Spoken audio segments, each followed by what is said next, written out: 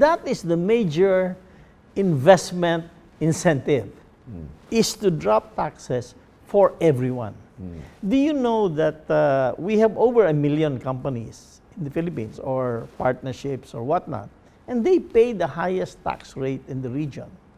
On the other hand, we also have less than 3,500 companies that have sucked up 470 billion pesos, which is probably almost 12% of our entire budget, 3,000 companies.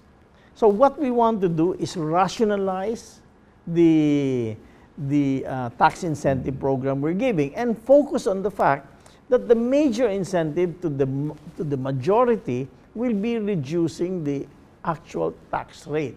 But we cannot afford that without managing also and rationalizing and modernizing the incentive system. What is really the role of tax incentives? I think that a country that is safe, that can provide security, that can provide good infrastructure, that can provide good educated people is more important than tax incentive.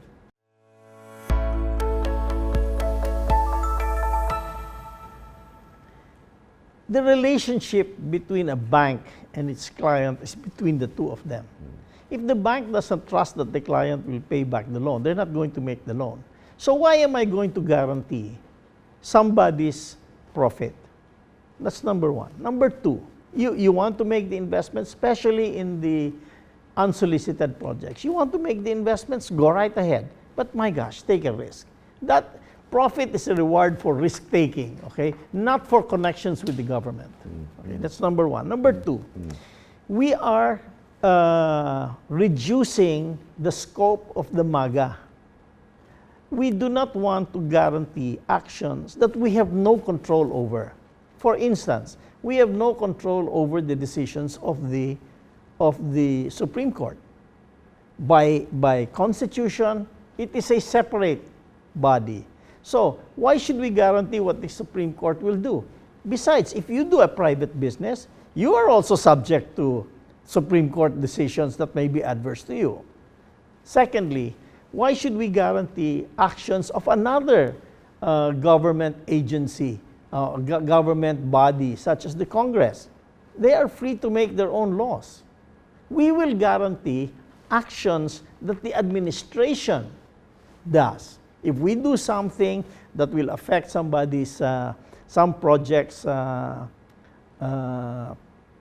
viability, we will take responsibility for that. But we cannot realistically take the responsibility for what another government, arm of government over whom we have no control makes on the decisions they make. That is only fair.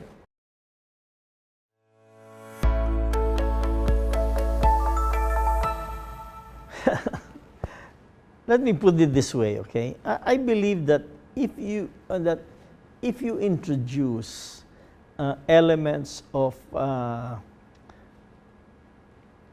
if you remove flexibility in any system, it's not good.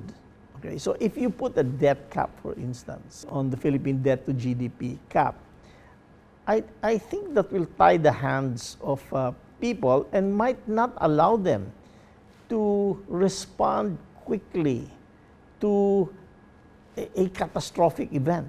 You know, sometimes you have to borrow your way out of a bad situation, or so it's. I would not advise a debt cap because it makes the economy very inflexible. On the other hand,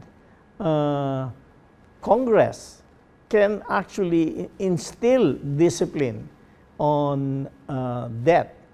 First of all, by not passing laws that spend money without identifying the source of the funds. So I think the discipline there, I think, is even more important. It's more important for us to pass a measure that will prevent laws being passed for expenditures without identifying the source of income. I think that is a better measure than putting a fixed debt cap.